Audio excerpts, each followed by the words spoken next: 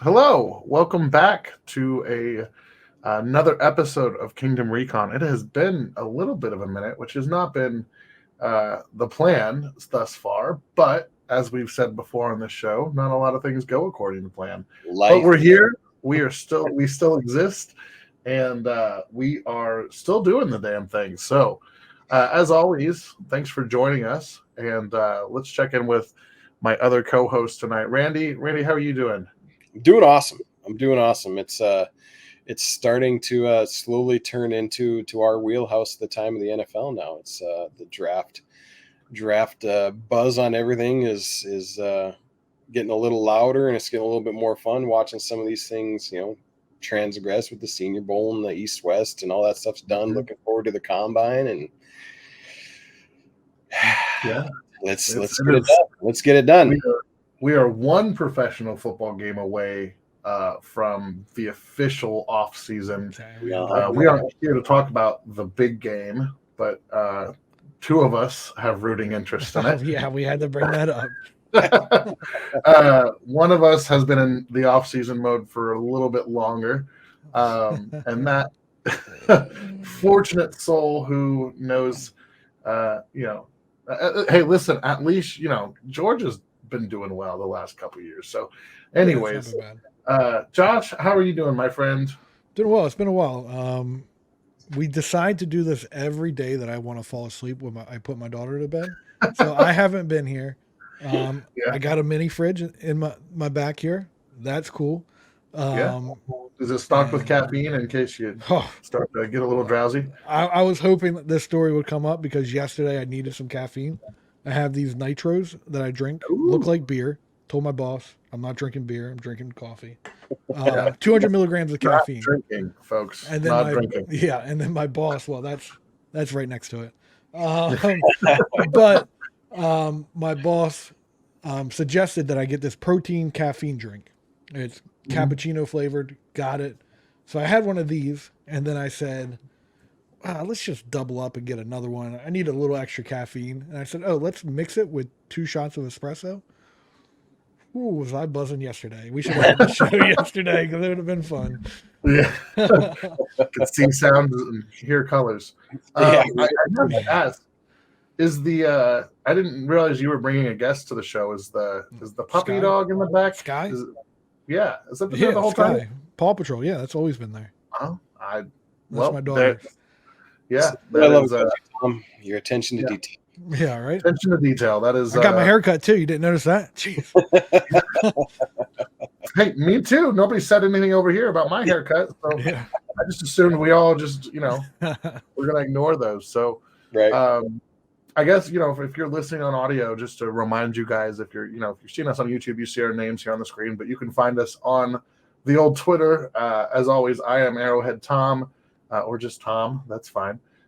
Randy is over at Chief of the North, and then Josh is Josh Wingate 302. And I think we've shared before. I always forget which numbers are at the end, so I'm always like Josh Wingate 420, Josh Wingate 697. 302. It's the area code for Delaware.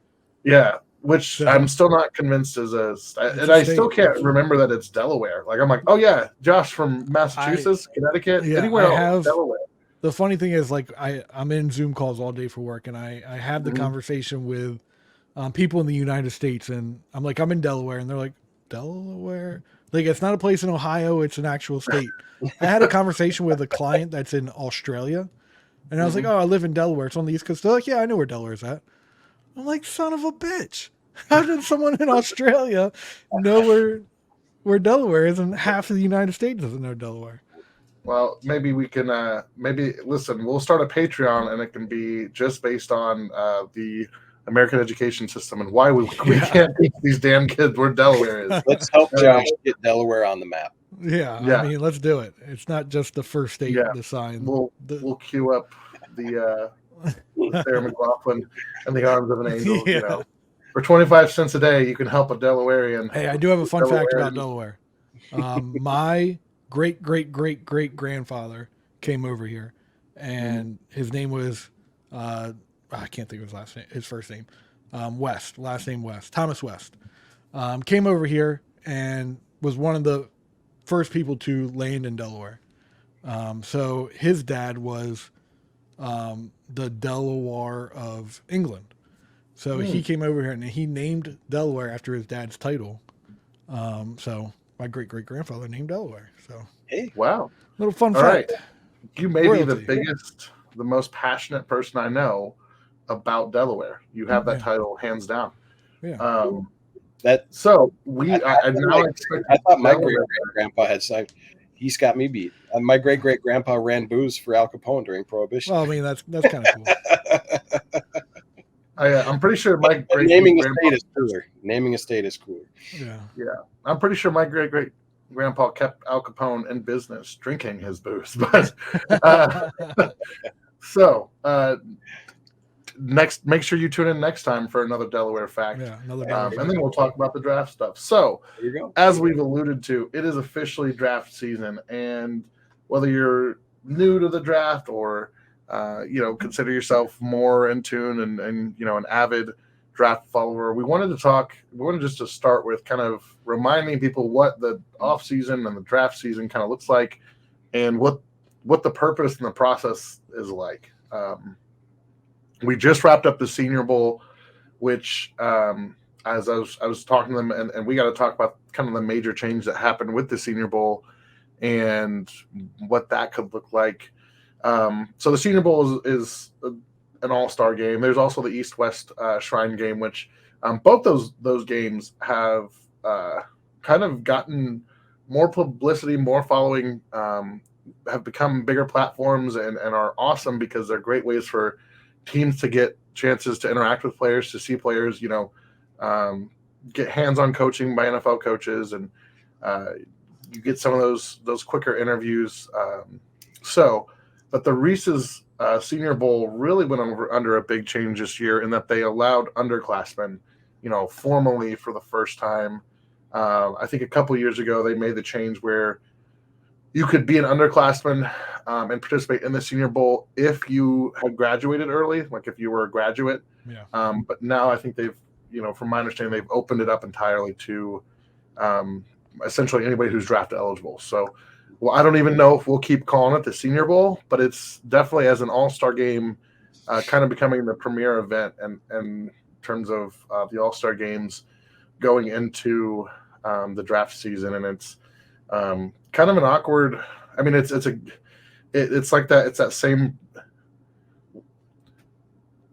weekend as the Pro Bowl, which I'll be honest, I forgot the Pro Bowl even existed. I was 100% watching Senior Bowl clips. So, maybe one day we'll be just looking at the Senior Bowl and not the Pro Bowl, and they'll finally figure it out. So I wanted to talk. I just kind of ask you guys. None of us made it down to Mobile this year. Definitely on the bucket list. We talked about it. We talked about the possibility. We wanted to. We reached out to a couple people who were down there this year, and we're going to hopefully get them on to talk more specifically about the players in the game and what they saw. But as you're kind of taking in that information, as you're seeing the clips, as you're seeing kind of some of the practice stuff, even as you're watching the game, what does the Senior Bowl do for your process in evaluating a prospect, especially maybe it's somebody who this is where we start to see players switch positions. This is where we see players get opportunities to do things that NFL coaches want them to do. So I know, there's a couple of offensive linemen who, played tackle, and they said, "Hey, we're going to play you at guard. We're going to play you at center. We're going to move you all around." Mm-hmm. So just kind of stuff like that. How do you use the Senior Bowl in your evaluation process? What does it kickstart for you? And what are some of the things that you don't want to, and how do you avoid overreacting to some of these things? Because I think we get that every year. It's like, oh, this guy's a first round pick. Maybe not so much. I remember DeJuan Jones this time last year, everybody was talking about him as, a big deal because he had a really good first day of practice, and he did not make it into the first round. So how do you guys go about taking in information and evaluating the Senior Bowl? For me, it's just it's a tool just like everything else. You watch all the games throughout the entire season. You kind of form an opinion. You see some guys, and you put them on your list and you're like, those are one of my dudes that you're going to keep watching all year long. And, but I think when it comes to the Senior Bowl, for me, it allows me to get eyes on some guys that I probably didn't get to see throughout the course of the year. It allows me to see some of those smaller school guys compete against some of the big dudes. So like, even though Malachi Corley didn't play in the game, which I was a little disappointed in, I got to see a lot of reps of him going up against some of these Power 5 corners, because that's the one knock on Corley. Everyone knows who he is now. He didn't fly completely under the radar. So, but he had he's from Western Kentucky. Who did he play? Okay, I get that, and that's a valid statement.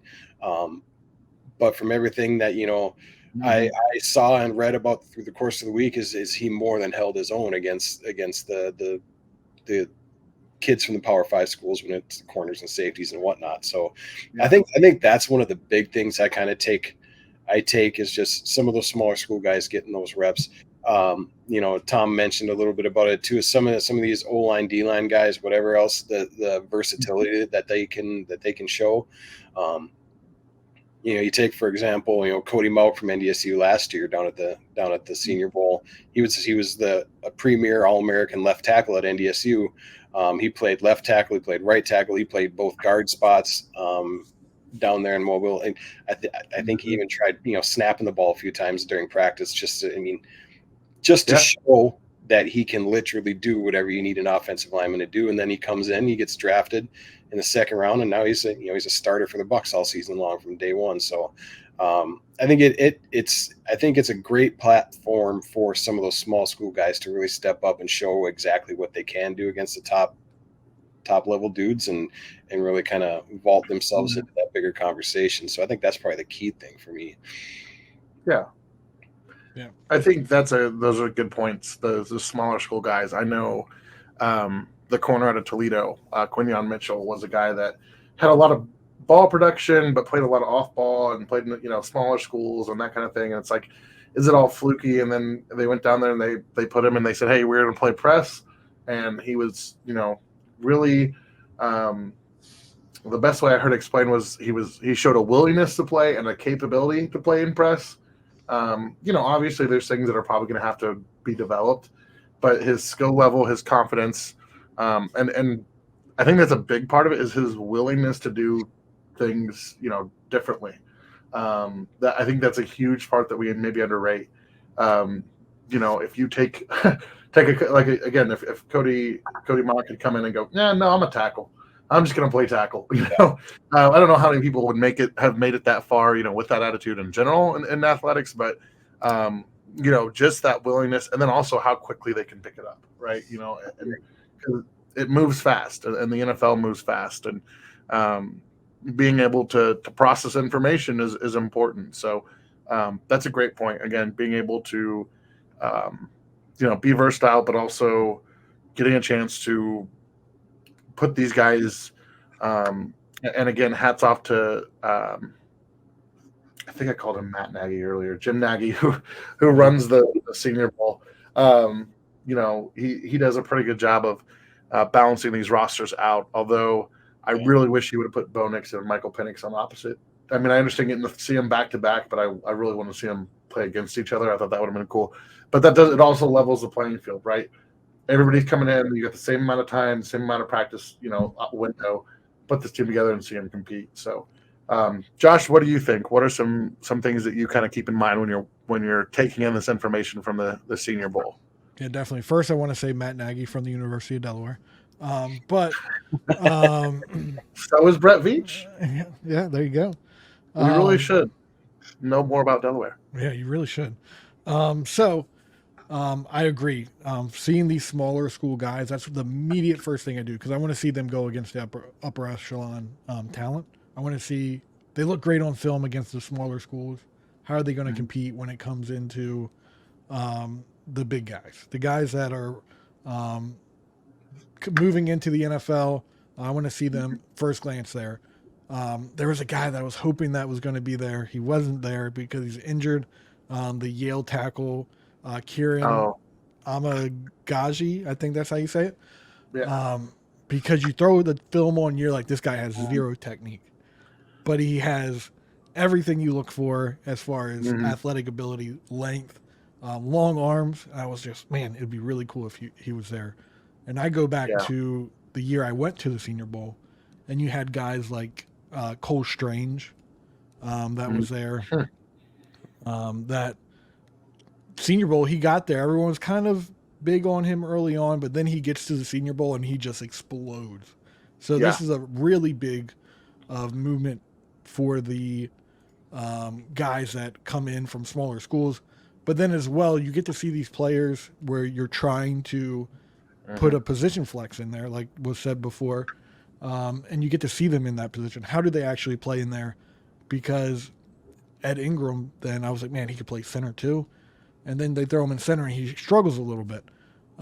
So you get to see them there, and you can make that evaluation of, I haven't seen there. I'm trying to kind of projecting them to play that. I saw him there. I don't like him there. He doesn't feel comfortable. Maybe it's something he can learn, but ultimately he's going to be a guard or something of that nature.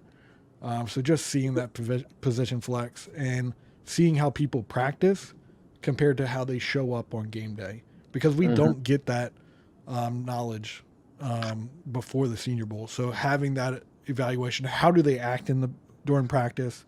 Are they just moving around, walking, don't really care?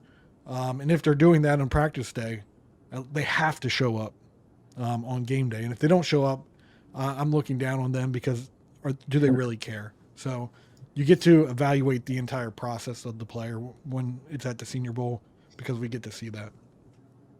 Yeah, and I think that's, like you said, just right in line with what we said. Getting a chance to, um, this isn't. We'll talk about the combine here in a minute. It's different because it's and there are rules, right?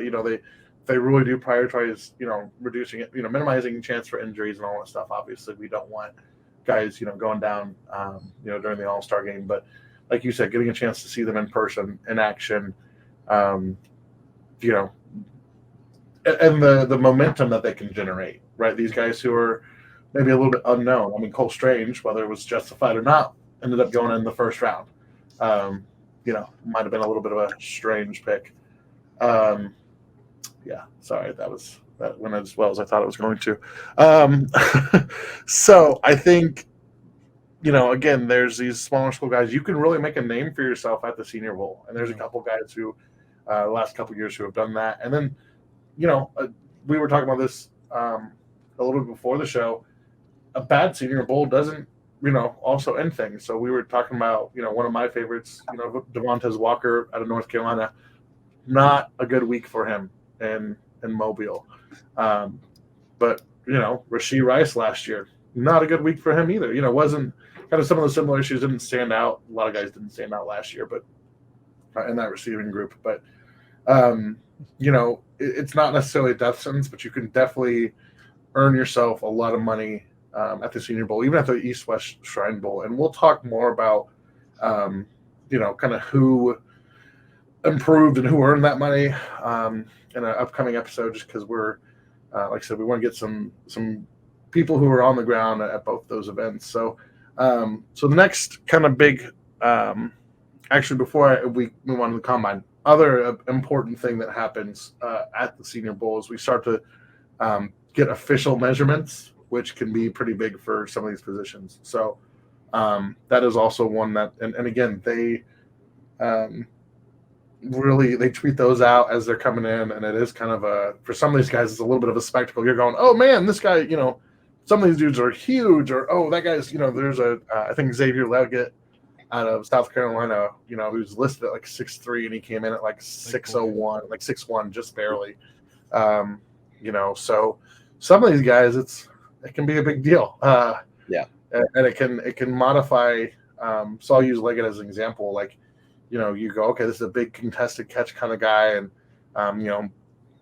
people had talked about kind of some DK Metcalf and that kind of stuff, and you go back and, well, he's only 6'1", is he really that big, or is he, do we kind of have to redo that evaluation a little bit, or add that context to that evaluation? So So obviously we get some of those official measurements, but the big draft event before the actual draft itself is the NFL Combine, and I am certain that we will repeat some of these points around Combine time.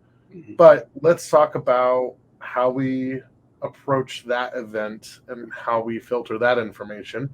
What drills are important, what drills aren't important. How do you? I'll just say it this way: you don't want to John Ross the situation.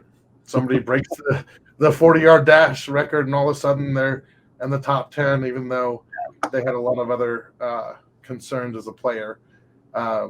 Especially when that John Ross individual might have gone over a pretty good quarterback, a pick before. Same question, how do you filter the information that comes in from the combine? What is the most, what information do you prioritize? And what does that do for you in your process in terms of going back and evaluating guys kind of after you have some more of those numbers on paper? I think it starts to, maybe fill in some of the blanks. There's, you watch all these wide receivers in corners and whatever else on watching the games, and you're like, yeah, they look fast, and you're like, but like in like, where do they stack up, like on the range of like, okay, 4.5 fast, or are you like 4.3 fast? Like one of those guys that you think might be, looks good on tape, that looks like he's running by some guys, he's a pretty good deep threat, and comes in, he runs a 4.5. You're like, yeah, that's not near as fast as he looked on film. But that's another thing that I think a lot of people get lost in, is the underwear Olympic numbers. Watch it. It still, to me, always comes back to film.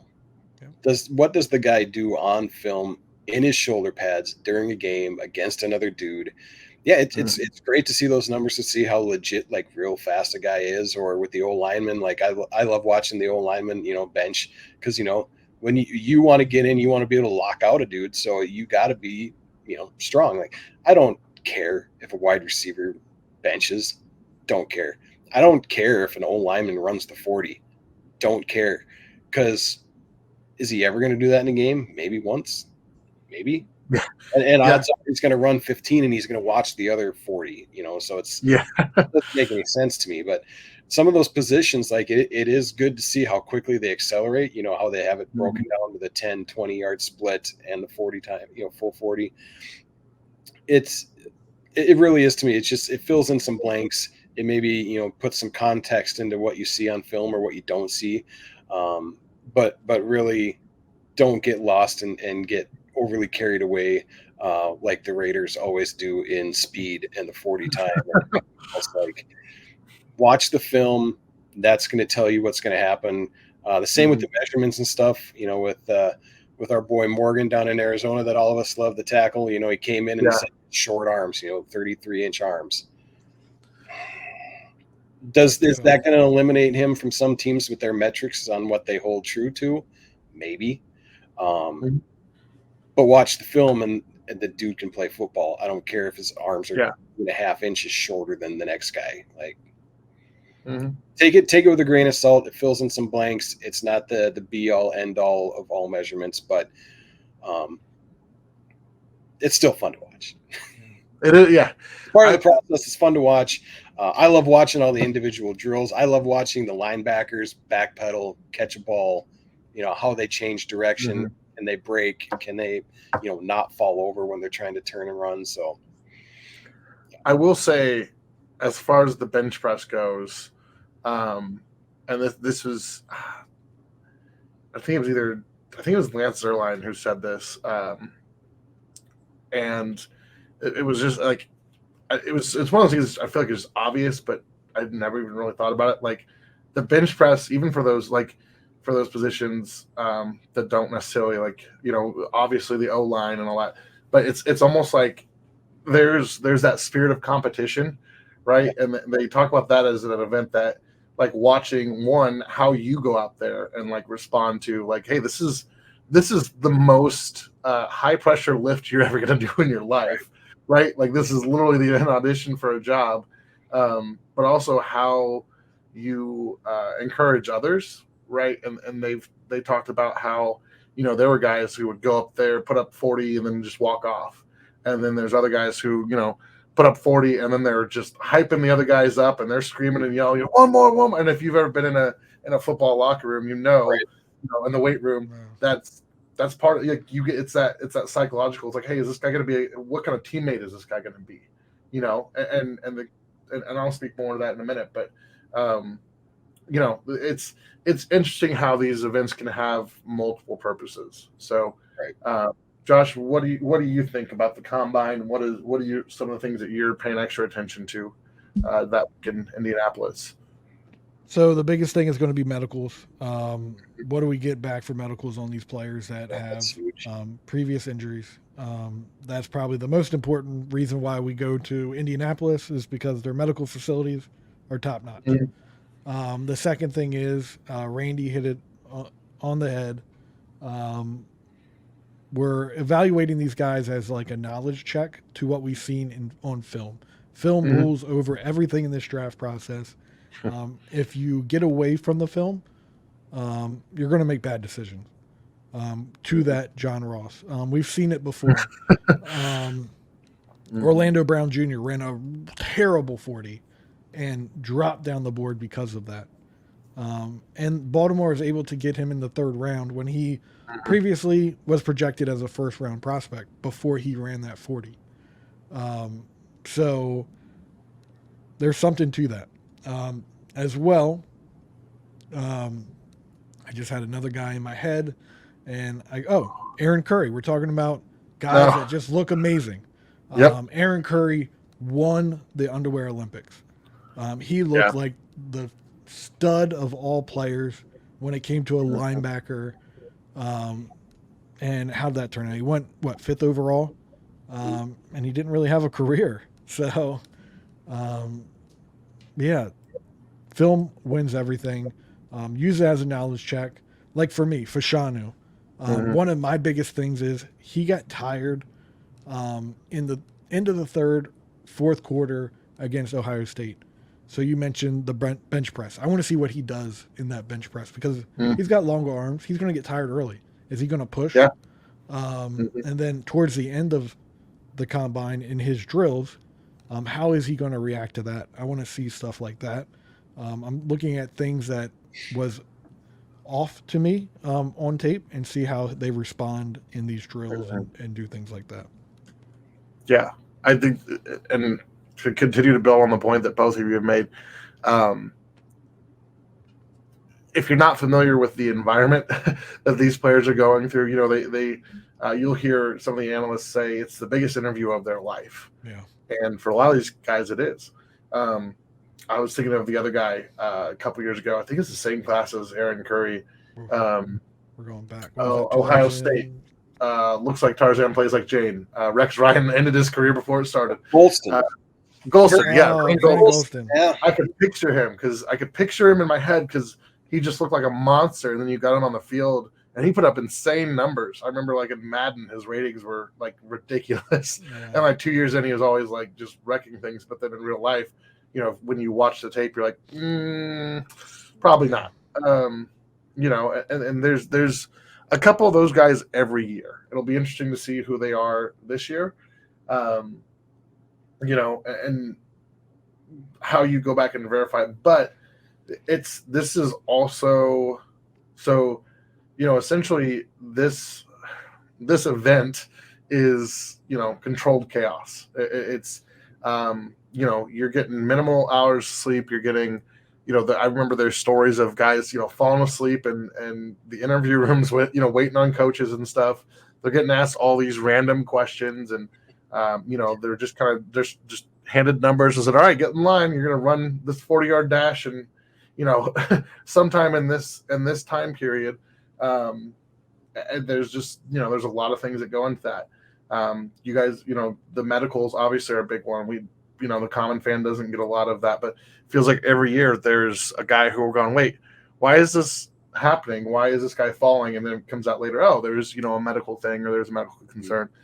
There's also been times where guys have gone down there, as unfortunate as it is, to get checked out, and they find out, they've got a pretty significant medical issue that they the Michigan defensive tackle a few years back. I can't think of his Uh, name. He went to Maurice Hurst. Yeah, he was a Yeah. stud. I don't know what happened to him, but he looked so good in Michigan. He got drafted by the Raiders. That's what happened to him. I think he's still bouncing around, but I think. But another one of those guys. I thought he was a first round pick.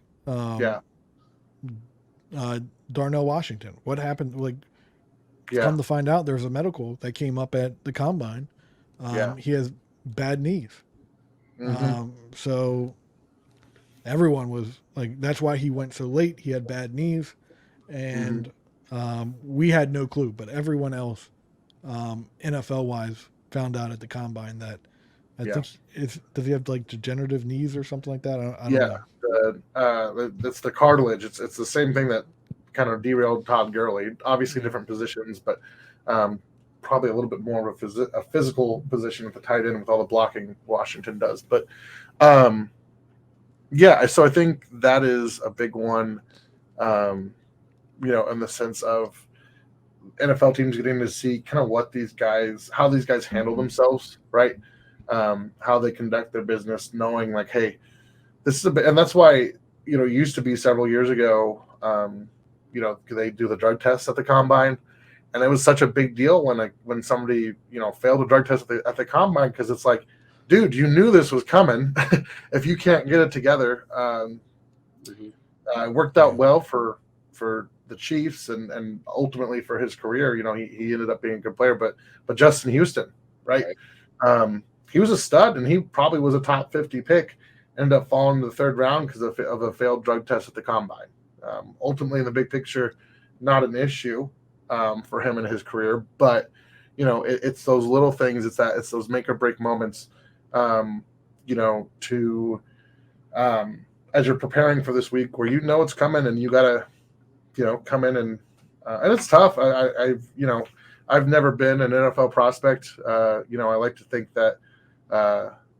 One day they might see my 8th grade highlight reel and give me a call, get an invite to the combine, but I'm getting up there in age. Might not. I don't think it's going to happen. I'm starting to lose hope. But listen, I had at least one solid tackle and a couple pancakes. Pick up the phone. But it is, from my understanding, it's a very stressful environment. You have to be prepared to pivot and to adjust to a lot of different questions, a lot of different, and teams handling things in different ways, right? We've heard those stories about the different questions you get at the combine. So, it's an absolute circus down there. When I was finishing up my undergrad, I went down for a sport management worldwide career conference during the weekend of the big combine. Conference every year. Yeah, and that was eye-opening for me. Finishing my undergrad, trying to figure out what I want to do with my life and do all those things. And you're walking around down there during the combine, and you see all the TV personalities. I shared an elevator with Rod Woodson, and I gave him a little bit of crap because he had just taken the DB job with the Raiders. I was wearing a Chiefs hat, and he's like, as soon as I walked in, he's like, "Chiefs, really?" And me being just kind of like starstruck at the moment, I'm like, Rod Woodson standing in front of me right now. And I ended up buying Marshall Falco beer the next night. But you see all these prospects with their agents and all the NFL people running around, and it's a big deal. It's a lot of fun. Be super cool to be able to get on the inside and kind of check it out that way. But just being around it, back in the day for me was pretty sweet. So, yeah, again, one of those things on the list on the bucket list for me personally. So, we've covered kind of we wanted just to give you guys just a primer of the of draft season. Now that we are on the cusp, some of us are already there, have been there for a while. And for us, it's always draft season. Right. I wanted us to give a chance. There's a lot going on, a lot of moving pieces, and we're closing in on the 40-minute mark. So I I'm gonna put you guys on the spot. Give me one guy that you've heard positive things about that you kind of want to go back and check on, and one guy that maybe you're either confirming some negative things on or some less positive things on, or that you're kind of getting some negative buzz and you're going, oh, maybe I need to again go check. So kind of give me one guy who's got good news going on, and one guy who's got bad news, or one guy that you're just, one riser, one faller, I guess. We'll tease them with that. So I'm putting you guys on the spot. I'll go first. And that way you guys can't steal my answer. We talked about him before the show, and I'm sure Randy's like, dang it, no, I can't It's say probably gonna be this the same thing with me. Darius Henderson Robinson. Well, I can't, for the life of me, I can't remember his name. I've called him 8 different things now since we started meeting, but Darius Robinson out of Missouri. Big week at the Senior Bowl. And I mean big. His measurements were pretty ideal for a defensive end, especially if you play at a 4-3 and like bigger guys, like bigger defensive ends. 6'5", 286, 34 3/4 inch arms. And somebody described him as being one of those guys who's, he's like the first guy off the bus kind of player. But his last year at Missouri, he got to play more of a traditional defensive end role. Tripled his sack total, more than doubled his hurry numbers, almost tripled his hurry numbers. Just looked like a different player. They've been playing him more kind of on the interior, kind of in a more, almost more like a 3-4 defensive end, over the guard, between the tackle and the guard. And so they moved him outside more, and a different player. So he's intriguing to me. You kind of you're betting on traits and kind of 1 year of production, and going, hey, like maybe this guy could be really good. I shared, some people are saying first round. that's a little rich for me, but maybe he's in the top 50 now. Maybe this is an interesting class. But he's one that I'm like, I got to go back. In fact, I went back and watched a little bit today.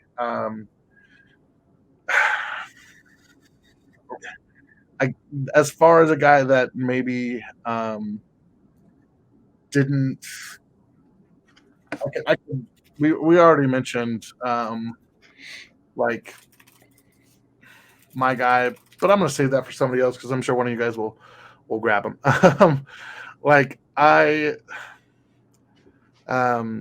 I said this, I think, pre-show. One of the guys that I was kind of intrigued by in terms of what he could be was, Tavondre Sweat, who the big defensive tackle out of Texas. And it had nothing to do with his play on the field. From everything, you kind of saw, expected big, powerful man, hard to move, all that stuff, but didn't weigh in, which is concerning because he's listed at 360, I think 364 on Texas's website, which implies if he's not weighing in, he's probably over that, probably weighs more than that. I know we said it's probably a Terrence Cody guy. And I think he's a good football player, but you're probably looking at a guy who is going to be on a snap count every game and really, maybe limiting himself with his own conditioning. And that's always a big flag with the big guys, big red flag with the big guys. If you feel like they can't keep their weight in shape, whether it's an offensive tackle, defensive tackle, or Jamarcus Russell, you got to be able to manage a weight. And, football is an athletic sport. So it's pretty hard to do that. He's good, though. I do love some food. Good. He is good. I'm worried that he's going to show up at the combine, and if his numbers are 380, how big was Terrence Cody? He was, I think he was 380. He was 380. Was he? I thought he was a. I'm pretty sure he was 380. No, okay. Let's see what he weighed in. Let's see what he weighed in at the combine. He was 354 at the combine. So that's going to be kind of the magic number for him. He's got to play in that range. I don't know if there are any let's see, NFL player. I'm Googling it right now. Live lookup on the show. NFL players who weighed the most Jamarcus Russell isn't. So let's see. Heaviest player ever, 410 pounds. There you go. Aaron Gibson. So, I think Orlando Brown makes this list. Okay, number 12 is 361. Some guy I've never heard of. Mekhi Becton was 364, right? So these are conversations that are going to come up. 375. Trent Brown was 380. So there's been a couple of 380 pounds, but it's a tough sell for me. I see Jordan Davis when I see Sweat. Really? Yeah, I think Jordan Davis is bigger than what his weight says he is. For sure. He's running the 350. But like his straight line ability, he's not someone that's going to wiggle too much. He's not going to go sideline to sideline. But he can push you back. And that's what Jordan Davis can do. So I see a lot of Jordan Davis in him. Yeah. So, holy cow, this guy was 6'10", 403 pounds. But yeah, if we get into the 380s. That giant offensive tackle from Minnesota a few years back. Bryant McKinney? No, the University of Minnesota. Oh, Daniel Falele. Yeah. He's on here. He was last year. Falele that went to Baltimore? 384. He's currently the heaviest active player. Okay. So we'll see how that goes. But you put 2 more inches on Tavondre Sweat and you got what's his name? Jordan Davis. I'm telling you. We'll see. Jordan Davis had a crazy athletic ability, but if I had the magical power to add 2 inches to something, it wouldn't be to Tavondre Sweat. All right, Randy, it's your turn. What do you? Good luck with that one. I'm going to mute my mic for a minute. You tell us what's some positive buzz and some negative buzz that you're hearing. Yeah, I'm kind of flip flopping here a little bit in my head on kind of which guys I wanted to go after. But I think I'm going to go with my big riser of who I think was the Senior Bowl MVP snub in Braden Fisk. That kid has done nothing but prove everyone wrong all season long. Like he was, not even mentioned at the beginning of the season of somebody to watch. You were talking about the Florida State, defensive players, it's always verse. And Fisk was always one of those guys that just always showed up on tape as making plays, causing some chaos. And he was a bit of an unknown at the beginning of the year, he transfers in from the smaller school and he's like, all right, he's going against a bigger competition and he's done nothing but excel. So I think Braden Fisk is one of those dudes who just has a nonstop motor, a great work ethic, the attitude of he just wants to beat his guy every time. And that's one of the key things that I love and look for in defensive linemen is just that nonstop motor to never quit me. Cause you're running up, you're bouncing off a wall essentially for 60 to 70 plays a game. Like you are just bashing into another massive human being and you have to have the will to keep doing it over and over and just say, I'm going to beat you. And he's one of those lunch pail dudes that he's just going to bring it to work and he's going to do that every single time. So it's been a lot of fun watching him, rise throughout the course of the year. And Spencer Rattler, I don't know how he got that MVP. That should have been Fisk all day. Yeah. But and a guy that I think has fallen a little bit is a guy that I'm still just I'm not sure where I sit with him still. Is the tackle from Houston in Paul. Some people have him labeled as a late first rounder. I think with his inability to effectively run block consistently, I see him as like a third rounder, but apparently he had a pretty stellar week down at the Senior Bowl, especially in one-on-ones, holding his own, looked much better run blocking one-on-one than he did on film. But that's again, go back to what you see on film, and that's going to tell you what the kind of player he is. And I just saw a completely inconsistent and mostly ineffective run blocker. Now he's got great size, at 6'7", 290 something, whatever he is, big arms, long arms. He's a pretty good pass blocker, but I see a lot of inconsistency in his footwork and his motor and his want to when it comes to the run game, and he's just kind of up and down the grid for me. I'm not sure exactly where I still want to put him, but some people are way higher on him than I am. But you're going to have that, I guess. Mm-hmm. All right, Josh, and this doesn't have to necessarily be all Senior Bowl. This could be just where you're at in the process. So somebody here. That's just fresh in my mind from Saturday. Yeah, and I'll say as far as Fisk goes, I agree. Like one of the things I heard was, just that Fisk was a guy who was all about the team, all about giving energy, all about hustle. First player to ever be traded. He got traded to the opposite team the day of the game. Yeah, it's a little wild. So, and he did it, and he still showed up. He didn't opt out. He, hopefully earned brownie points with the NFL team. So, all right, Josh, take us home.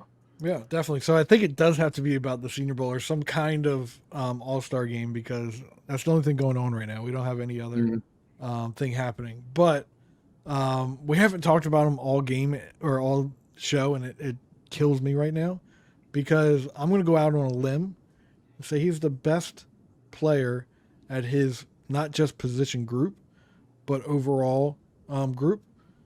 And Jackson Power Johnson, if you take away position need and value, he's the best player in the offensive line in this entire draft, because he is a stud. This guy is plays with a meanness. I haven't seen him make a mistake in the pass game at all. And you put on the film and you see Jason Kelce. Like if you don't see an old man running around with stiff hips, that's Jason Kelce out there. The only issue I do have with him is his ability to get nasty in the run game. He's not consistent with it. I would love to see him just throw people around in the run game. But you can't have everything. So Jackson Power Johnson, my man crush this entire draft. Falling in love with the center. Interesting. Yeah. He's my guy. No, I've heard a lot of positives. Sounds like you've watched him, right? Please tell me you've watched him. I've seen some of the clips from the Senior Bowl. I haven't sat down and watched. Throw that film on. Throw the film on, and you are going to be like, this guy he's a dude, and you're gonna, now that I said Jason Kelce, you're gonna see Jason Kelce, because when you watch him go out on a screen pass, you see him kind of like upright running, tight hips, and you're like, this is Jason Kelce 2.0. But he gets out there. He's not the fastest guy, but he gets out there and gets to his point and just does well. Listen, I'm eternally indebted to Jason Kelce for finalizing to the world that chubby guys can be hot. And so, him making the world's sexiest man, whatever. So I'm on it. If there's another one out there, and I have to do it because we're getting into it. Yeah, and he played guard last year, so this was his first year playing center, and he knocked it out of the park. And I have to say it because his dad follows me on Twitter. So look at Josh pulling the drop. Nice talking to you. Make sure to tag him in this post. We'll get some autographs. Josh is kind of a big deal. Yeah, trying to be. So my biggest loser is this draft class is pretty top heavy when it comes to quarterbacks. And then people get lost. There's going to be certain teams that can't go out there and draft a quarterback high. It's just not in there for them. So a guy like Joe Milton had a really good opportunity to go out there and be like that middle ground quarterback, because he has a big arm. He's big bodied. He's what a lot of teams want. And he went out to the Senior Bowl practices and just laid an egg. I think he was probably the biggest loser out of this group, because he had such an opportunity to propel himself to maybe while a lot of people are thinking like 4th or 5th round for him, if he showed up at the Senior Bowl, he very easily could have went early 3rd, late 3rd, and made more money and put himself in a better draft situation. The thing that gets me with Milton is like where I want to try to understand like the thought process and the storyline of how some of these guys put these guys together. Because when I look at Milton, I see Anthony Richardson from last year. Super similar. Milton's probably more athletic overall, but Richardson goes overall, and now you're talking Milton being a 5th round draft pick. Like they're so similar in their skill set. Yeah. Milton's got an arm like I don't know if I've ever seen. And he's big, he's athletic, did a lot of the same things that Richardson did in college, but he makes some of the mistakes, but he's got the huge upsides athletically and the big arm. But Richardson's a 4th overall, Milton's a 5th rounder. Like, how does some of that narrative get worked into where like some of these guys are so similar one year, like if you paired them up 1 year apart and it's a 5-round difference? Yeah, I mean, that's an interesting point. I think one of the things that I saw from the feedback from Milton just earlier in the process at the Senior Bowl was that just there's concerns about that ability to process. Not that that wasn't a concern with Richardson, but seems like, Milton just isn't like there's all the athletic tools and definitely has an arm on him, but just not, it hasn't won people over the same way Richardson did. And whether that's right or wrong, we'll see. But I think that's a great point, Josh. There's definitely there's always some quarterbacks who probably left some meat on the bone here, and that's a good one. Fan, I don't like hearing that. Yeah, that's right. Bo Nix to Dallas. We're starting the campamping right now. There's a running back for the Dallas Cowboys. Julius Randle, I think his name was. Isn't that a power forward for the Knicks? He was talking about he went out there and started. He had a really good day. And he just trash talked the rest of the running backs on the team. He's like, yeah, they're just leaving a lot of meat on the bone. And then after he said that, he just fell off a cliff. Cowboys there. Yeah. Yep. I'm going to give one little like honorable mention. So I was sitting there when I was trying to figure out between Fisk and this guy, but Brian Thomas, the wideout from LSU. I think he's pretty much solidified himself as probably the number 4 wideout in this class, 4 or 5.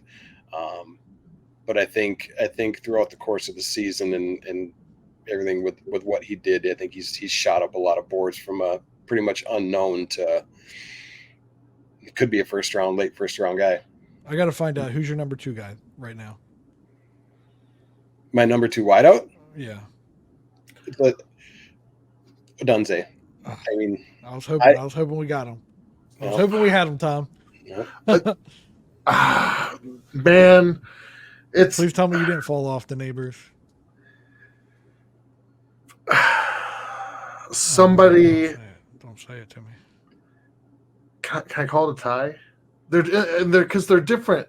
They're such different players, but talent level, I think that you're splitting a hair. Neighbor, pound the table for somebody. Who's it going to be? Devontae Walker, but that's not my number 2. I'm admitting that there's a holy trinity at the top of wide receivers right now, and somebody said this, and I don't know if I fully agree. I think it was again. I'm quoting Lance Zierlein again. I'm almost certain it was Dane and Lance on the last Athletic podcast. He comped Odunze, and this is Rich. Randy, I'm going to watch your face especially. They copped Odunze to Larry Fitzgerald. I read that. Yeah, I think that's some big shoes to fill. Yeah, I think Odunze's fast. He's more explosive. He's more athletic. Larry's hands are second to none. How's Odunze high point the ball? Yeah, for me, Odunze was more Michael Thomas-esque, but even I that felt a mean, little. you can't comp anyone that is not elite at high pointing the ball to Larry Fitzgerald. Right? Yeah. The But thing I love about I mean, Odunze this year that I think I fell in love more than Neighbors is just that watching some of the catches that dude did, the contested catch, like Mhm. you put the ball within arm's reach and he's going to come down with it. And Yeah. with as badly as the Chiefs wide receivers struggled catching the Yeah. football this year, I was like, I just want a dude who can go out there who is going to catch every single thing that's thrown to him, whether he's double covered, the guy's in his face, whether he's fallen down, I don't care. Some of the contested catches that Rome has this year is just, it's baffling that he came away with a football. Yeah. So Well, that and to me, his size, speed, ability to flat out catch the football, that's what I want. yeah. So let me talk about Rome and then Neighbors, and we'll wrap on this thought. But one of the things that, because I get a little bit weary about contested catch guys in college, just because it's like, is it because they can't separate? But when you watch Rome play, there are times where he like almost intentionally puts himself in that position because he knows he's going to win that battle, and he's just like, he's a vacuum. He just sucks the balls in. Like, it just, he's not. If it gets near him, it just he's going to get it. And we talk about catch radius. His catch radius is anywhere within reach. But I'll go back to Neighbors, and I said this before. I don't think that just the raw speed, but his movement is special. The way that he can accelerate and stop and change, it genuinely reminds me of Tyreek Hill. I've never seen the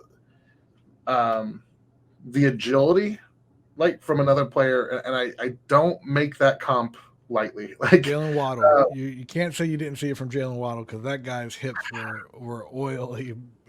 He could move but I'm not. well. It's not even necessarily like the hips. It's like he's got like two sets of calves or something. He just like boom, boom, like just so springy and bouncy. Yeah. He looks like a pinball out there. Yeah.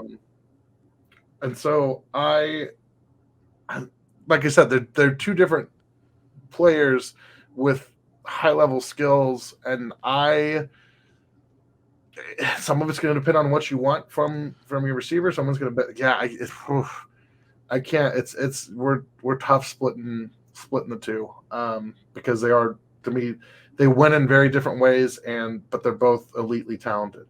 So I am certain we will talk more once we get to the combine and figure out. I would love to see. So this is one of those things that I think helps in our evaluations on where we stack these guys. Like, I want to see like how fast is like straight line fast is Rome. Like, is he a 4.4 flat guy? Is he a 4.5 guy? Is Neighbors, is he going to scratch the sub 4.3s? Yeah. I don't know. I think for both those guys, best case is Rome's going to be in the 4.4s. Anywhere in the 4.4s, and then I think Neighbors is probably going to be in the 4.3s. Yeah. So, Josh, you look like an election year. Is this an election year? Yeah. Tom had the most political answer to not answering our question. If you had to pick one. All right. If I'm Kansas City, I'll put this in the. Let's do okay, it. hold on. Let me back up. Let me take Kansas City off the board. This is a draft show presented by the Kingdom Says podcast. We're Kansas City centric. So if you're the Kansas City Chiefs and you had to choose between Rome Odunze and Malik Neighbors, who are you taking? Thankfully, I'm never going to be in that position. Is that thankfully? Because I think you want to be in that situation. If you're, I'd love it if that were the situation they ended up in April.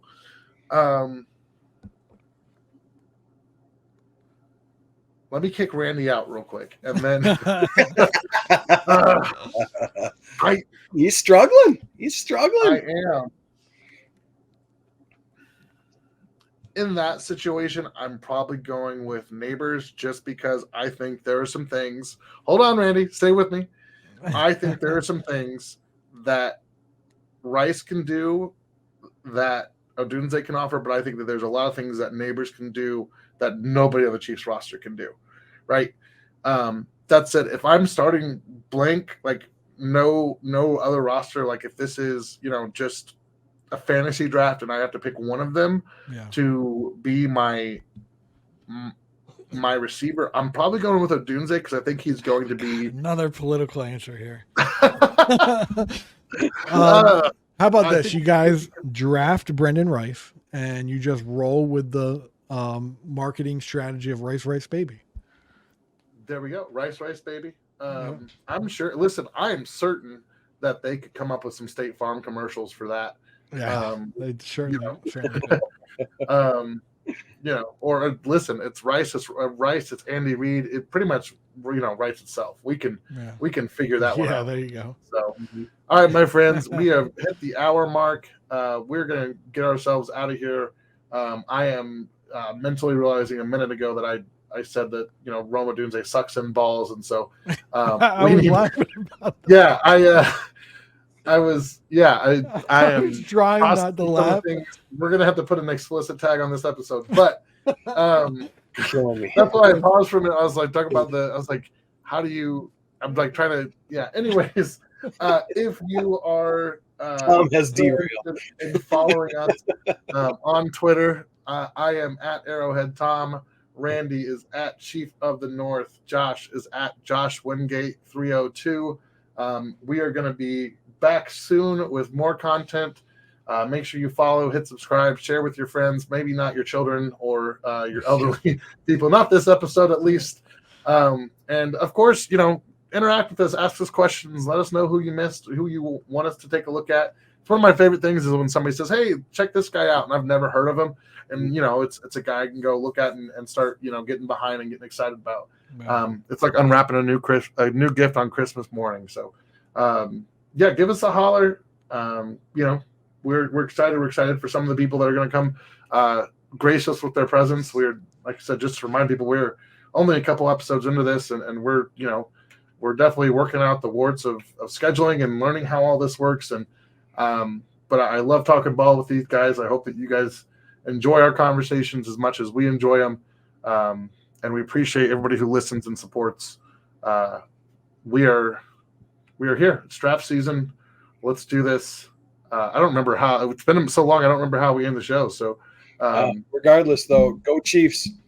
Go Chiefs. 58. Go Delaware. Back to back. Go Georgia. Go Georgia. Yeah. Well, go Sky. Yeah. Thanks again for listening, for tuning in. We will see you guys soon.